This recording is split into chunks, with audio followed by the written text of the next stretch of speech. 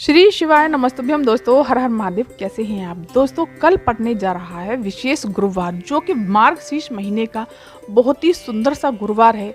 ये गुरुवार माता लक्ष्मी को, भगवान विष्णु को समर्पित होता है और माता तुलसी को होता है। मार्गशीर्ष का महीना पूरा भगवान कृष्ण को समर्पित होता है। भगवान विष्णु का अवतार भगवान कृष्ण है, इनको जाता है। तो आपको गुरुवार के दिन माता तुलसी के नीचे ये उपाय, गंगा जल वाला उपाय जरूर करना चाहिए।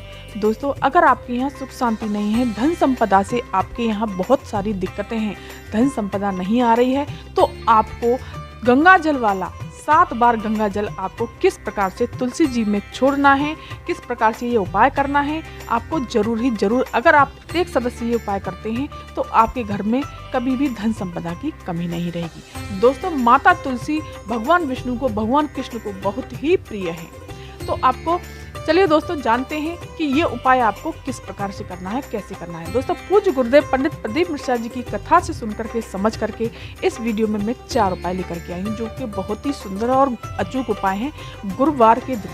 चलिए जानते हैं, पहले उपाय की तरफ बढ़ते हैं कि आपको क्या करना है कि थोड़ा सा गंगा जल ले लेना है। गंगा जल ले लिया आपने, स्नान दान करने के बाद में गंगा जल लेना है। एक कटोरी ले लेनी है, स्टील की ले लीजिए, तांबे की ले लीजिए, जो भी आपके पास उपलब्ध हो वो कटोरी वो ले लेनी है। और आपको एक लेना है मिट्टी का दीपक। मिट्टी का दीपक दोस्तों, उसमें थोड़ा सा घी डालना है और गोल बाती लगानी है उस दीपक में।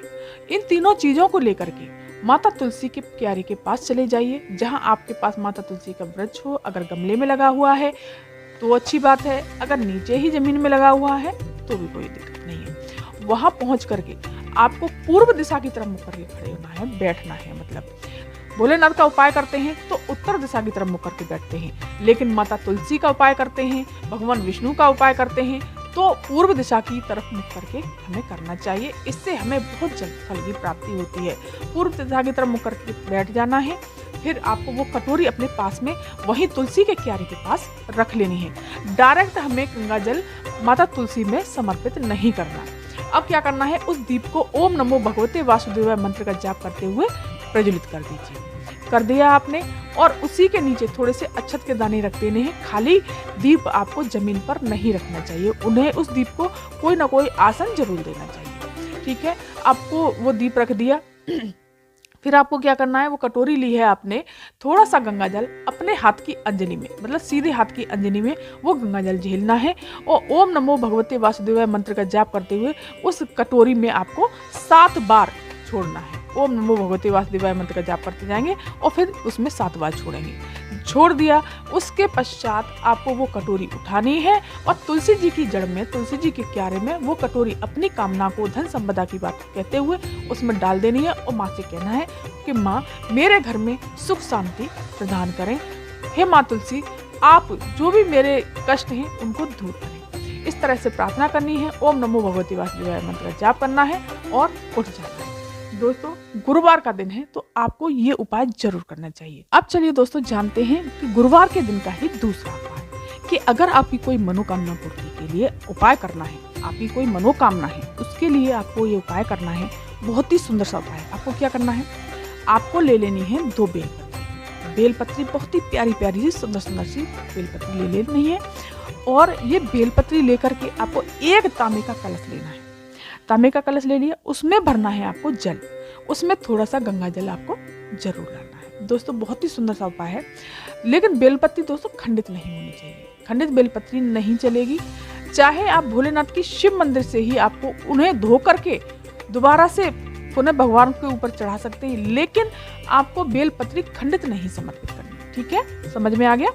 अब आपको इसे लेकर के सीधे देवादेव महादेव के शिव मंदिर, शिवालय पहुंच जाना है। पहुंचने के बाद में आपको उत्तर दिशा की तरफ मुख करके खड़े हो जाइए और वहां पर बैठ करके माता अशोक सुंदरी के स्थान पर, जो 2 बेलपत्री लेकर के गए हैं, जो पहली बेलपत्री है जहां से जल नीचे गिरता है, उतना उस डंडी का भाग बाहर की तरफ निकला होना चाहिए। उस बेलपत्री को इस तरह से समर्पित करना है। बेलपत्री की जो पत्ती है उसका मुख रखना है आपको शिवलिंग की तरफ। अब दूसरी बेलपत्री का क्रम समझिए कि ये हमें किस प्रकार से और कहां पर समर्पित करनी है। ये भी माता अशोक सुंदरी के स्थान पर समर्पित करनी है, लेकिन डंडी का भाग रखना है भोलेनाथ की तरफ और पत्ती का भाग रखना है जहाँ जो पत्ती का भाग भोलेनाथ की तरफ जा रहा है उसी पत्ती की तरफ उसका भाग रखना है। आपस में दोनों की पत्तियां एकदम से जुड़ती हुई होनी चाहिए, लेकिन आगे की तरफ समर्पित करना है। दोस्तों मैं इस वीडियो में बता रही हूँ कि किस प्रकार से आपको ये बेलपत्ती समर्पित करनी है। ठीक है, समर्पित कर दी, आपको अपनी मनोकामना बोल देनी है। अब उसके पश्चात आपको कुंदकेश्वर महादेव का नाम लेना है, और जो आपने सबसे पहली बेलपत्री समर्पित करी थी उसके ऊपर थोड़ा सा जल समर्पित करना है अपनी कामना को कहते हुए, और उसमें से थोड़ा जल बचाना है। फिर वो जल सारा का सारा आपको भोलेनाथ की शिवलिंग पर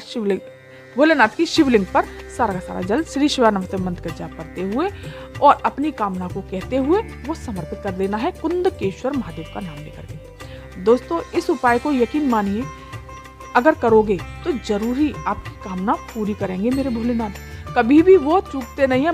माता अशोक सुंदरी की बात तो वो जरूर सुनते हैं, क्योंकि वो सबसे छोटी पुत्री हैं। अगर हमारे घर में कोई भी बात होती है तो सबसे छोटे बच्चे की बात सबसे पहले मानी जाती है। तो इस बात को भोलेनाथ आपको सुनकर के, मनोकामना सुनकर के वो शीघ्र पूरी करेंगे। अब चलिए दोस्तों जानते हैं तीसरा उपाय। दोस्तों वीडियो पर अगर पहली बार आए हैं, मेरी आवाज़ को पहली बार सुन रहे हैं, तो मेरे चैनल को सब्सक्राइब कर दीजिए। वीडियो को लाइक और कमेंट में श्री शिवानंद हर हर महादेव जरूर लिखिएगा। चलिए जानते हैं तीसरा उपाय। तीसरा उपाय है कि अगर आपके ऊपर कर्जा बहुत हो गया है या धन संपदा आ नहीं रही है, आ भी रही है तो धन आपका टिक नहीं रहा है, रुक नहीं रहा है, पता नहीं किसी न किसी बहाने से निकल जाता है, तो उसके लिए पूज्य गुरुदेव ने बहुत ही सुंदर सा उपाय बताया है। कि क्या कहा है कि आपको एक बेलपत्री लेनी है। ठीक है, ले ली। बेलपत्री खंडित नहीं होनी चाहिए, सेनो प्यारी प्यारी सी एक बेलपत्री, और आपको लेना है लाल चंदन। कौन सा चंदन लेना है दोस्तों? लाल चंदन। समझ में आया ना? लाल चंदन। अब 1 लोटा जल लेना है और उसमें गंगा जल जरूर डालिए, क्योंकि मार्गशीर्ष का महीना है। मार्गशीर्ष के महीने में दीपदान और गंगा स्नान का बहुत महत्व होता है।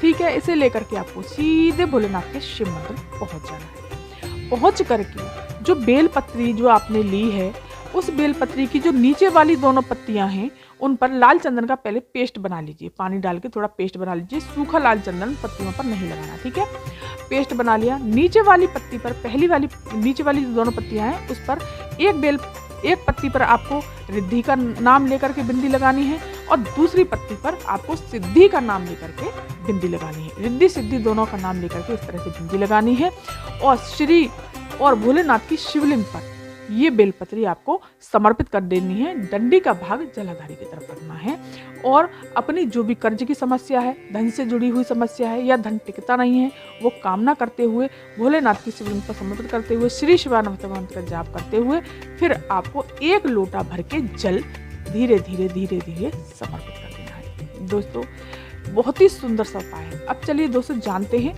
चौथा उपाय। करिएगा जरूर इस उपाय को। अब चलिए जानते हैं चौथा उपाय।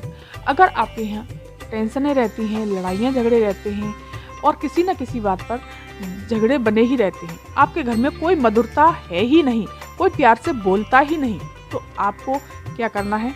या तो मिश्री ले लीजिए। मिश्री वैसे ज़्यादा अच्छा है, आप मिश्री ले सकते हैं, तो मिश्री जरूर लीजिएगा। मिश्री ले लेनी है, और वो मिश्री लेकर के आपको तुलसी जी के पास जाना है। माता तुलसी के पास जाना है, उनसे एक पत्ता मांगना है। हे तुलसी माँ, आप मुझे एक अपना पत्ता दे दीजिए।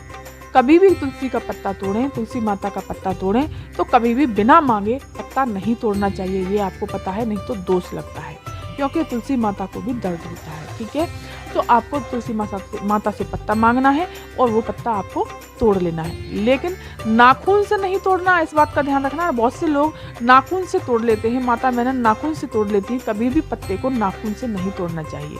थोड़ा सा टच करके और अलग तरह से तोड़ लीजिए। तोड़ करके उस पत्ते को और मिश्री को लेकर के, अगर आपके पास मिश्री नहीं है तो थोड़े से चीनी के दाने ले लीजिए, लेकिन आपको ध्यान रखना है कि मिश्री मंगा लें तो ज़्यादा अच्छा है। फिर इसे लेकर के आपको एक दीपक लगाना है, आपको गोल बाती का। ठीक है, आपको एक दीपक लगा लिया आपने गोल बाती का, और अपने ही मंदिर में कन्हैया जी के सामने, कृष्ण जी के सामने, लड्डू गोपाल के सामने, भगवान विष्णु के सामने, रामचंद्र जी के सामने, जो भी विग्रह हो, जो भी तस्वीर हो आपके पास, वहाँ पर ये मिश्री रख देनी है। उसी के ऊपर ये तुलसी का पत्ता रख देना है, और वो दीप आपको प्रज्वलित कर देना है। उस दीप में आपको एक मिश्री का दाना उस दीपक में आपको डाल देना है, और अपने घर की कामना करनी है कि हे भगवान विष्णु, हे माता लक्ष्मी, मेरे घर में मधुरता आ जाए, सभी लोग बड़े प्यार से बात करने लगें, सभी लोग अच्छी तरह से रहने लगें। इस तरह से प्रार्थना करने के पश्चात उनको भोग लगा देना है और ये प्रसाद हर व्यक्ति को बांट देना है। दोस्तों यकीन मानिए, इस उपाय को लगातार अगर करेंगे ना तो आपके घर में प्यार मोहब्बत बढ़ती ही चली जाएगी। बहुत ही सुंदर सा उपाय है। तो दोस्तों ये थी जानकारी आज की। अगर ये वीडियो, ये जानकारी आपको पसंद आई हो तो चैनल को सब्सक्राइब कर दीजिए, वीडियो को लाइक कर दीजिए और कमेंट में श्री शिवाय नमस्तुभ्यम हर हर महादेव जरूर लिखिएगा। धन्यवाद।